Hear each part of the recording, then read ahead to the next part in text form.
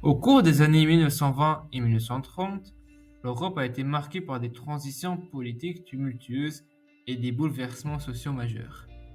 Après la fin de la Première Guerre mondiale, de nombreux pays européens ont cherché à se reconstruire et à réaffirmer leur position sur la scène internationale, tandis que d'autres ont été confrontés à des crises économiques et politiques qui ont mené à l'effondrement de régimes autoritaires.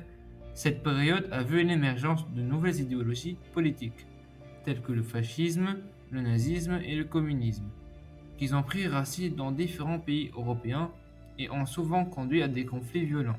Dans cette vidéo, nous allons examiner les principales transitions politiques qui ont eu lieu dans les années 1920 et 1930 en Europe, en mettant l'accent sur les causes et les conséquences de ces changements majeurs.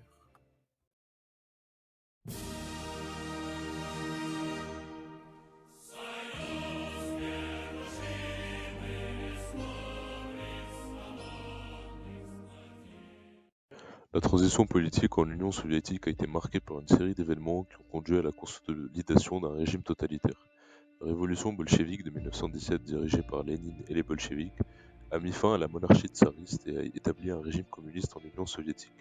Au cours des premières années de la révolution, le régime a adopté des politiques de nationalisation de l'industrie et de collectivisation des terres, qui ont entraîné des réformes économiques radicales, des répressions contre les propriétaires fonciers et les capitalistes. Avec la mort de Lénine en 1924, Joseph Staline a pris le pouvoir et a rapidement commencé à consolider son autorité en éliminant tous les rivaux potentiels au sein du Parti communiste, et a lancé des purges massives pour éliminer tous les opposants au régime, y compris des membres haut placés du Parti communiste, des intellectuels et des membres de l'élite. Il a également mené des campagnes de répression contre les groupes ethniques et les minorités nationales, comme les Ukrainiens, les Kazakhs et les Tatars. Sous Staline, l'Union soviétique est devenue un État totalitaire qui contrôlait tous les aspects de la vie des citoyens, y compris les médias, la culture, l'éducation et l'économie.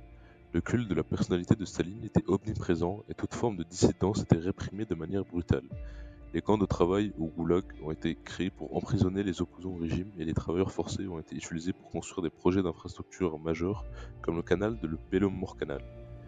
La transition politique en Union soviétique a été marquée par une prise de pouvoir violente et la consolidation d'un régime totalitaire sous le leadership de Joseph Staline. Les réformes économiques radicales et les purges massives ont entraîné une répression brutale de toute forme de dissidence et un contrôle total de l'État sur la vie des citoyens. Ce régime totalitaire a duré jusqu'à la mort de Staline en 1953 et bien que les choses se soient améliorées légèrement dans les années qui ont suivi, il a continué à être caractérisé par un contrôle étatique strict et une répression de la dissidence jusqu'à sa chute en 1991.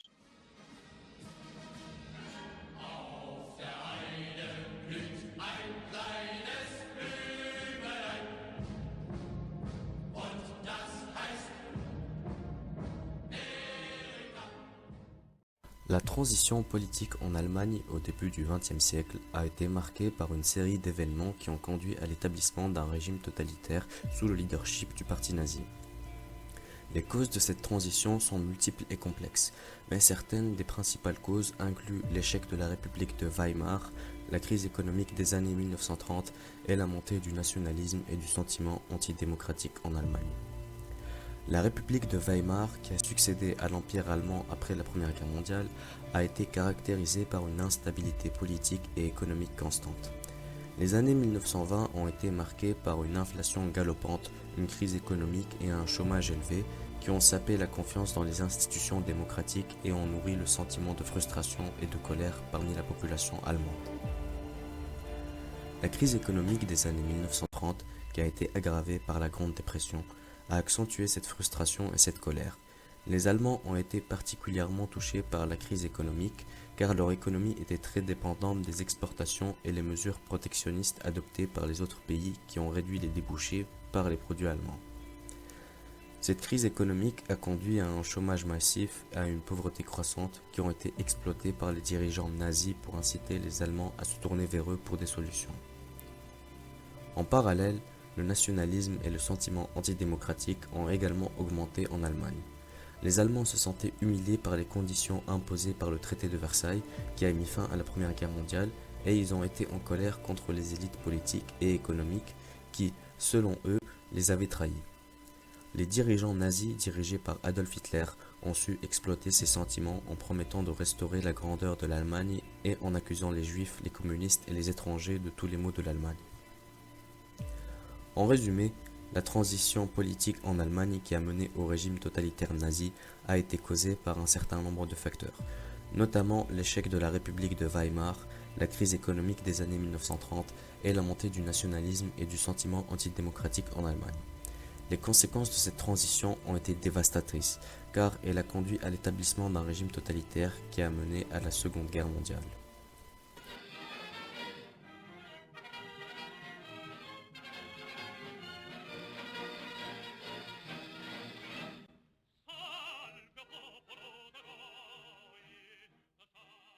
La transition politique en Italie qui a mené au régime fasciste a été causée par une combinaison de facteurs économiques, sociaux et politiques.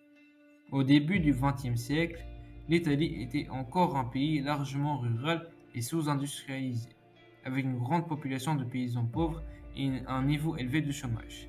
Les réformes économiques et sociales menées par les gouvernements libéraux n'ont pas réussi à améliorer les conditions économiques pour une grande partie de la population. En même temps, l'Italie était confrontée à des tensions sociales et politiques croissantes.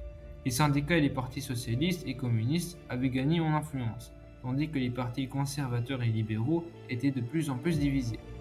Les émeutes et les grèves étaient fréquentes. Il y avait une grande insécurité dans les villes. Dans ce contexte, un homme politique nommé Benito Mussolini a fondé le Parti national fasciste en 1919. Il a promis de rétablir l'ordre et de résoudre les problèmes économiques et sociaux de l'Italie en instaurant un régime autoritaire. Noi amiamo il popolo italiano perché ci vantiamo di essere figli di questo popolo, perché di questo popolo conosciamo la intima vita che non è sempre lieta. Poiché le sofferenze di questo popolo qualche volta si ripercuotono profondamente nella nostra anima. È vero! Poiché noi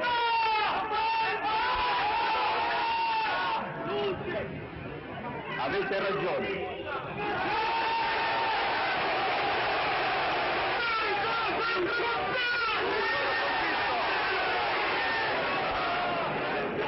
Ma voglio proprio dire ai puentini che sono qui in questa piazza insieme con voi, siamo tutti della stessa famiglia. Les fascistes ont rapidement gagné en popularité, en particulier parmi les classes moyennes et les propriétaires terriens qui craignaient les réformes socialistes. En 1922, les fascistes ont lancé leur marche sur Rome, une manifestation qui a conduit à la chute du gouvernement libéral et à l'installation de Mussolini au pouvoir. Il a instauré un régime autoritaire qui a réprimé la liberté d'expression, les droits civiques et les partis politiques d'opposition. Les fascistes ont également mené une politique étrangère agressive qui a conduit l'Italie à entrer en guerre en 1940. Les conséquences principales de cette transition politique a été l'instauration d'un régime fasciste en Italie, qui a duré jusqu'à la fin de la Seconde Guerre mondiale en 1945. Ce régime a entraîné des violations massives des droits de l'homme, la persécution des opposants politiques et des minorités, et la participation de l'Italie à une guerre qui a causé des millions de morts. Il a également entraîné l'émergence d'un régime totalitaire qui a duré jusqu'à la fin de la guerre.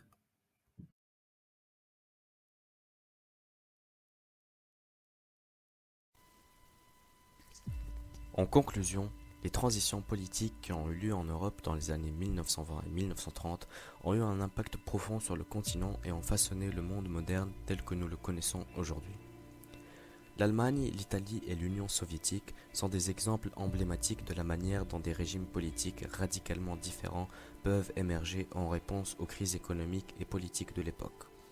L'Allemagne nazie a représenté l'une des formes les plus extrêmes de régime totalitaire, tandis que l'Union soviétique a incarné le pouvoir du communisme et l'Italie fasciste a représenté une forme d'autoritarisme national.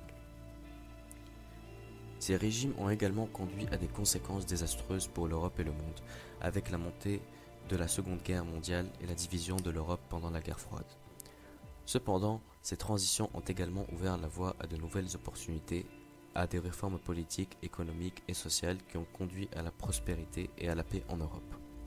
En fin de compte, les transitions politiques dans les années 1920 et 1930 ont mis en évidence l'importance de la démocratie, de la participation citoyenne et de la stabilité politique pour garantir la paix et la prospérité à long terme dans une société.